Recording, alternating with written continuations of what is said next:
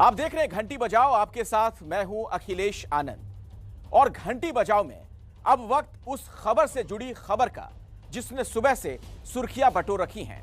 आज सुबह सुबह प्रधानमंत्री मोदी ने बैक फुट पर जाकर किसान कानूनों को रद्द कर देने का ऐलान कर दिया और पॉलिटिकल पंडितों ने यही कहा कि चुनाव में फायदे के लिए सरकार को आखिरकार कानून वापस लेने पड़े।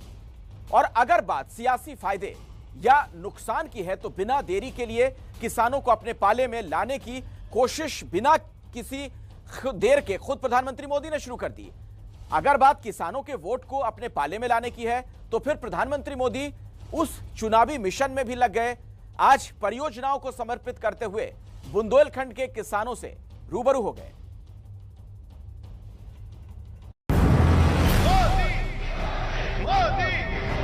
मोदी अगले प्रधानमंत्री जी का स्वागत है। वाह महोबा के वासियों को कोटि कोटि प्रणाम पहुंचे। दशकों तक लूटने वाली सरकारें देखी, उत्तर प्रदेश को लूट कर नहीं सकते थे और हम काम करते करते नहीं थकते हैं।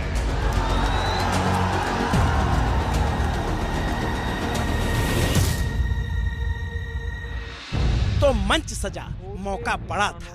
किसान कानूनों के खात्मे की आमद थी। सुबह की शुरुआत कृषि कानून की वापसी के साथ हुई। 3 कृषि कानूनों को वापस लेने का, रिपील करने का निर्णय लिया है। इस महीने के अंत में शुरू होने जा रहे संसद सत्र में, इसी महीने हम तीनों कृषि कानूनों को रिपील करने की संवैधानिक प्रक्रिया को पूरा कर देंगे। सुबह प्रधानमंत्री का यह संबोधन किसी तहलके से कम नहीं था। हर जगह यही चर्चा हुई कि चुनाव से पहले कानून रद्द कर दिए गए। तो फिर दोपहर की धूप में किसानों का मन टटोलने प्रधानमंत्री मोदी उत्तर प्रदेश के महोबा पहुंच गए और उन्हीं की भाषा को जुबान दे दी। जौन महोबा की धरा में आल्हा, उदल और वीर चंदेलों की वीरता कण कण में समाई है। वाह महोबा के वासियन को हम कोटि कोटि प्रणाम पहुंचे। महोबा की बोली और चुनाव की टोली दोनों का रंग एक साथ दिखा, क्योंकि सबसे बड़ा चुनाव तो इसी राज्य में होना है और सबकी निगाहें भी इधर ही टिकी हैं। तो प्रधानमंत्री ने पहुंचकर बुंदेलखंड के इलाके की उसी दुखती रग को ठीक करने की कोशिश कर दी। पानी की समस्या दूर करने की कोशिश कर दी, जिससे बुंदेलखंड सालों से जूझता रहा है। तो फिर डैम के तौर पर सौगातें भी सामने रख दी और फिर कहा यही कि अब बुंदेलखंड को विकास से वंचित कोई नहीं कर पाएगा। अब आज मैं यहाँ बुंदेलखंडी बहनों और मेरे प्यारे किसान भाइयों बहनों को बहुत बड़ी सौगात सौंपने आया हूं। आज अर्जुन सहायक परियोजना, रतौली बांध परियोजना, भावनी बांध परियोजना और मझगांव चिल्ली स्प्रिंकलर सिंचाई परियोजना का लोकार्पण करने का मुझे सौभाग्य मिला है। 3000 करोड़ रुपए से अधिक की लागत से बनी इन परियोजनाओं से महोबा के लोगों के साथ ही हमीरपुर, बांदा और ललितपुर जिले के भी लाखों लोगों को, लाखों किसान परिवारों को लाभ होगा। और वाकई इसमें कोई दो राय नहीं है कि इस अर्जुन सहायक परियोजना से बुंदेलखंड को लाभ मिलने वाला है। अर्जुन सहायक परियोजना की शुरुआत साल 2009 में हुई थी। बीजेपी सरकार ने उसका बजट 806 करोड़ से बढ़ाकर 2655 करोड़ किया था। परियोजना में 71 किलोमीटर लंबी नहर का निर्माण करा, बांधों को आपस में जोड़ा गया। महोबा के साथ हमीरपुर और बांदा के 168 गांवों के 4 लाख लोगों को इससे पानी मिलेगा। और वही परियोजना पूरी हुई तो चुनावी मोड में प्रधानमंत्री मोदी ने विरोधियों को भी ललकार दिया। दिल्ली और उत्तर प्रदेश में लंबे समय तक शासन करने वालों ने बारी बारी से इस क्षेत्र को उजाड़ने में कोई कसर नहीं छोड़ी। यहां के जंगलों को, यहां के संसाधनों को कैसे माफिया के हवाले किया गया, ये किसी से छिपा नहीं है। और अब देखिए, जब इन्हीं माफियाओं पर यूपी में बुलडोजर चल रहा है तो कुछ लोग हाय तौबा मचा रहे हैं। और जैसे ही प्रधानमंत्री मोदी ने बुलडोजर का नाम लिया, कैमरा खट से सीएम योगी की तरफ घूम गया। यकीनन मास्क के पीछे एक मुस्कुराहट छिपी थी। प्रधानमंत्री मोदी अपनी बातों से योगी की तारीफ कर रहे थे और इसी कड़ी में उन्होंने योगी को कर्मयोगी तक करार दे दिया। परिवारवादियों की सरकारों ने दशकों तक यूपी के अधिकतर गांवों को प्यासा रखा। कर्मयोगियों की सरकारों ने सिर्फ 2 साल के भीतर ही 30 लाख परिवारों को यूपी में नल से जल दिया है। परिवारवादियों की सरकारों ने बच्चों को, बेटियों को स्कूलों में अलग शौचालय, पीने की पानी की सुविधाओं से वंचित रखा। कर्मयोगियों की डबल इंजन की सरकार ने बेटियों के लिए स्कूल में अलग टॉयलेट भी बनाए और यूपी के 1 लाख से अधिक स्कूलों, हजारों आंगनवाड़ी केंद्रों तक नल से जल भी पहुंचाया।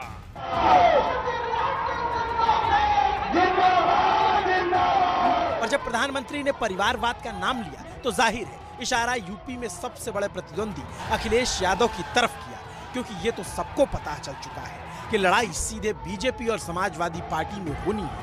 हमले के रडार भी उधर ही घुमाए जाएंगे और प्रधानमंत्री ने चुनाव से 3 महीने पहले वो शुरुआत अब कायदे से कर दी है। भाइयों और बहनों, परिवारवादियों की सरकारें किसानों को सिर्फ अभाव में रखना चाहती। वो किसानों के नाम से घोषणाएं करते थे, लेकिन किसान तक पाई भी नहीं पहुंचती थी।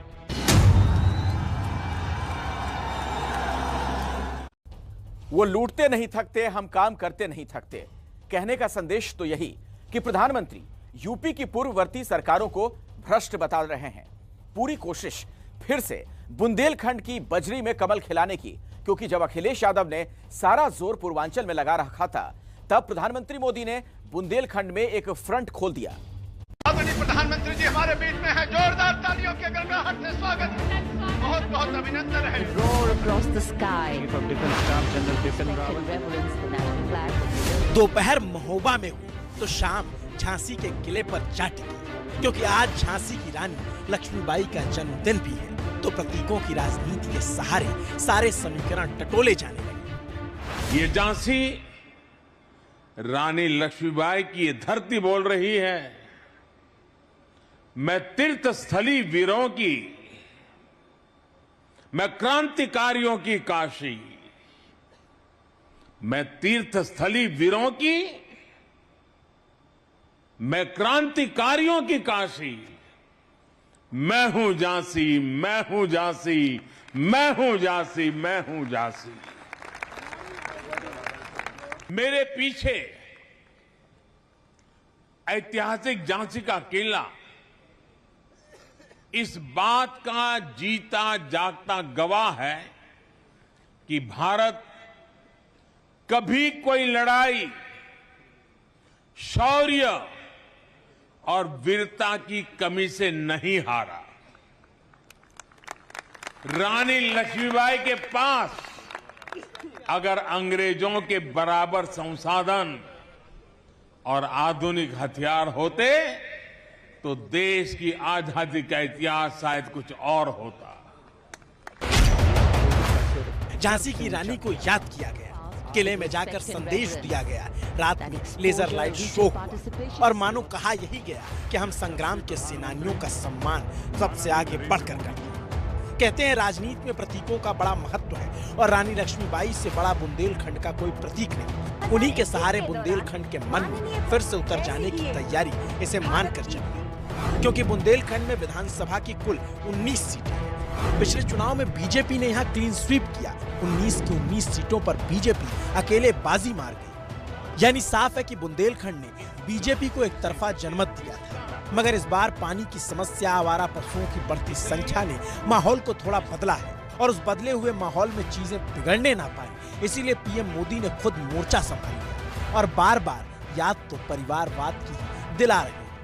बुंदेलखंड के लोगों ने लूटने वाली सरकारें देखी है। पहली बार बुंदेलखंड के लोग यहां के विकास के लिए काम करने वाली सरकार देख रहे हैं। बुंदेलखंड के मेरे भाइयों बहनों, इस कटु सत्य को कोई भुला नहीं सकता है कि वो उत्तर प्रदेश को लूटकर नहीं थकते थे और हम काम करते करते नहीं थकते हैं। पीएम मोदी को पता है कि लड़ाई अब आसान नहीं रह गई। पिछली लहर में क्लीन स्वीप जरूर हुआ था, मगर ये इलाका कभी बसपा का भी गढ़ रहा है। 2017 में बीजेपी को 19 सीटें मिली और सभी पार्टियों के खाते में शून्य आया। 2012 में यहाँ बीजेपी को 3 सीटें मिली थी, समाजवादी पार्टी को 6 और बीएसपी को 6, कांग्रेस को 4 सीटें मिली थी। जबकि 2007 में यहाँ बीजेपी का खाता नहीं खुला था। समाजवादी पार्टी के पास 4, बीएसपी को जब उसकी सरकार बनी थी तब 11 सीटें और कांग्रेस को 4 सीटें मिली थी। यानी देखा जाए तो 2017 में भले ही बुंदेलखंड ने एक तरफा नतीजे दिए, वरना हमेशा से उसका मिक्स मैंडेट रहा है। इसलिए यहाँ बीजेपी को कड़ी मेहनत की जरूरत है, क्योंकि विपक्षियों के लिए यहाँ खोने को कुछ नहीं है, मगर पाने को बहुत कुछ है। जाहिर है किसी भी पार्टी की सरकार हो, चुनाव तो सबकी प्राथमिकता होती ही है, लेकिन चुनाव की तैयारी के साथ साथ प्रधानमंत्री मोदी देश की सेना को भी एक तोहफा दे गए। आज भारतीय वायुसेना को सबसे हल्का अटैक हेलीकॉप्टर मिल गया और सबसे बड़ी बात तो ये कि हेलीकॉप्टर कहीं से खरीदा नहीं गया, बल्कि वो हिंदुस्तान में ही बनकर तैयार हुआ है।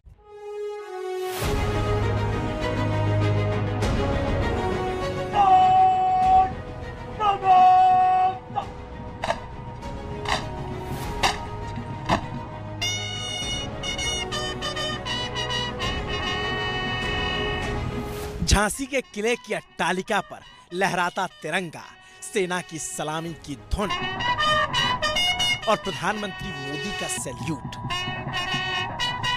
ये सब कुछ यूं ही नहीं हुआ। यूं ही झांसी का किला आज सजा भी नहीं। पहला तो झांसी की रानी का जन्मदिन और दूसरा लाइट कॉम्बैक्ट हेलीकॉप्टर को वायुसेना को सौंपने का।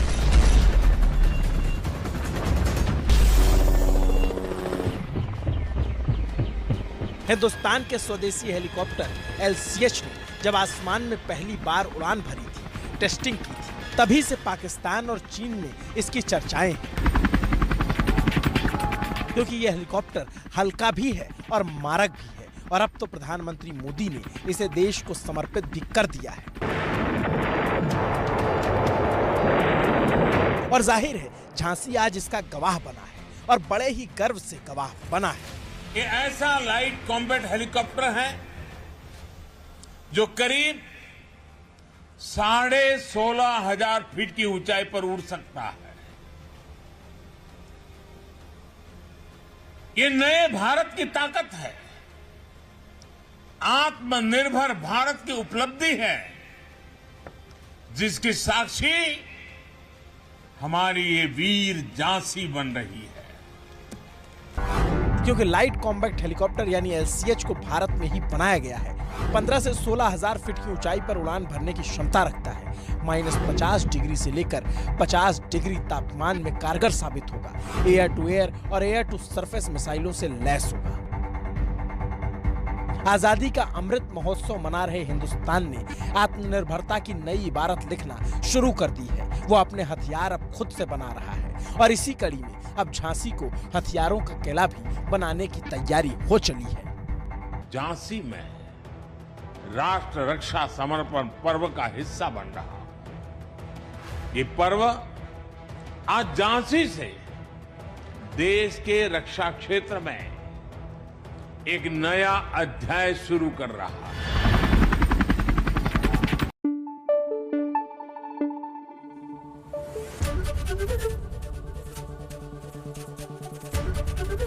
ABP न्यूज आपको रखे आगे।